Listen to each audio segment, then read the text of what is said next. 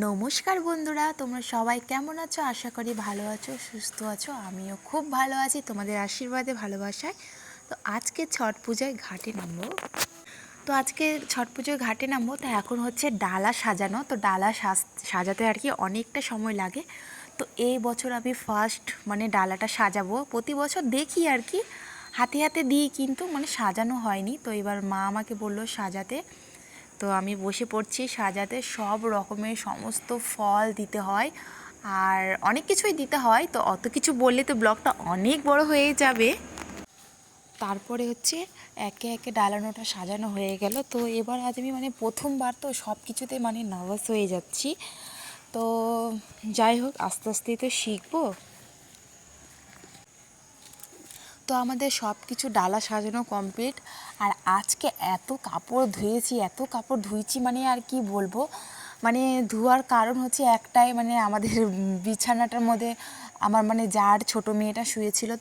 তো বিছনার মধ্যে টয়লেট করে দিছে। তো আমার বিছনায় তো কোনো রকমের প্লাস্টিক পাতানো ছিল না, তার জন্য হলো গিয়ে সব কিছুই ভিজে গেছে। তো সব কিছুই আমি ধুইলাম। আর আমাকে না এখন কেন জানি কোনো রকম গন্ধ, নোংরা, আমাকে না কেন যে ভালো লাগে না, একদমই ভালো লাগে না।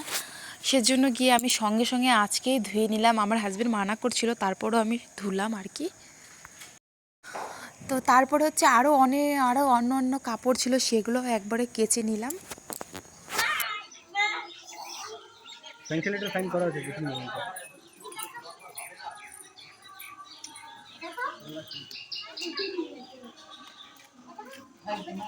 তো এই যে দেখো, আমরা ঘাটে যাবার জন্য রেডি হয়ে গেছি। এখন আমরা ঘাটে যাব। এই যে বাবা ভ্যান চালাবে। তো চলো ঘাটে গিয়ে দেখা যাবে। ওই যে ওইদিকে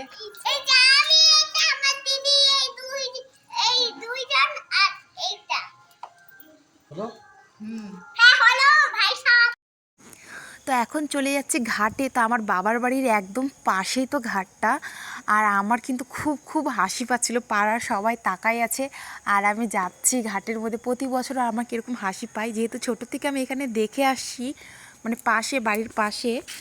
আর এখন কি আর যেতে হয় ঘাটের মধ্যে। তো এবারটা আরও একটু একটু অন্যরকমের সাজগুজ করছি আর যাচ্ছি। তো আমাকে প্রচণ্ড লজ্জা লজ্জা লাগতেছে আর একটা বিহারি বিহারি ভাব লাগতেছে। তো সেজন্য আরও খুব লজ্জা লজ্জা ভাব লাগছিল। কিন্তু চলো, মনের মতো পৌঁছাই গেলাম। তারপরে ওখানে গিয়ে সব ডালাগুলোকে সাজাতে লাগে, একটু গঙ্গা জল ছিটিয়ে ঘটে জল বসিয়ে তারপরে সব ডালাগুলোকে সাজাতে লাগে। তারপরে ওখানে মোমবাতি, ধূপকাঠি, প্রদীপ সব কিছু জ্বালিয়ে ধূপ ধুনা দিয়ে তারপরে ওখানে তোমরা বসে থাকো, শুধু খেয়াল রাখো প্রদীপগুলো জ্বলছে কি জ্বলছে না। কিন্তু আমি ঘাটটা তো ঘুরে দেখতেই পারলাম না। আর যে বছর থেকে পুজো করতে যাই সে বছর থেকে মোটামুটি আমি দেখতেই পারি না, শুধু ওই এক জায়গায় বসে থাকতে হয়। তো চলো, এরকমই আর কতদিন চলবে, এরকমই শুরু হলো আর কি জীবনটা।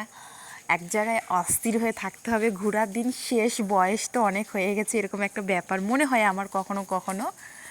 আর তারপরে এখন তো রৌদ্র রৌদ্র ভাবটা অনেকটাই ছিল, কিন্তু উপোস আছি কিন্তু একটুকু মনে হচ্ছিল না। এখান থেকে যখন আমি বাড়িতে চলে যাব তখন শরীরটা অনেকটা ক্লান্তি ক্লান্তি লাগছিল আর জল পিপাসা লাগছিল, কিন্তু সেটা মুখে প্রকাশও করা যাবে না যে আমার জল পিপাসা পেয়েছে। তো জীবনে চলার পথে অনেক কিছু পার করতে হয়, তো সেরকম মধ্যে দিয়ে আমারও চলছে। কিন্তু সবাই আমি আমার মনের কথাটা কারোর সঙ্গে শেয়ার করতে পারি না।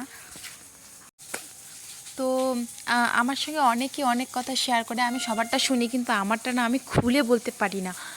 আমি বললেও অবছলো করে বলি, একদম খুলে আমি কারোর সঙ্গে শেয়ার করতে পারি না। হয়তো ভয় লাগে, হয়তো আমি মাইনে নিতে পারছি যে হ্যাঁ এরকম একটা হবেই। তো এই পূজাকালিনীতে অনেক কিছু মনমিল্য হয়েছে, অনেক রকমের কথাবার্তা হয়েছে। তো সেরকম আর তোমাদের সঙ্গে শেয়ার করলাম না।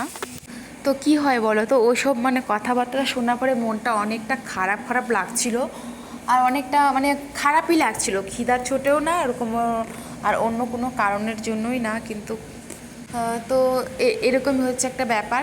তো আমার ভিডিওটা কীরকম লাগলো অবশ্যই কমেন্ট করে জানাও কীরকম লাগলো, আর কে কোথা থেকে দেখছো ওটাও কমেন্ট করে জানাও, তাহলে আমিও তোমাদের পাশে গিয়ে দাঁড়াতে পারবো আর সবাই সবাইকে সাপোর্ট করব। তারপরে কিন্তু আমরা আগে এগোতে পারবো, একা কিন্তু কোনো সময় আগে বাড়ানো কিন্তু যাবে না।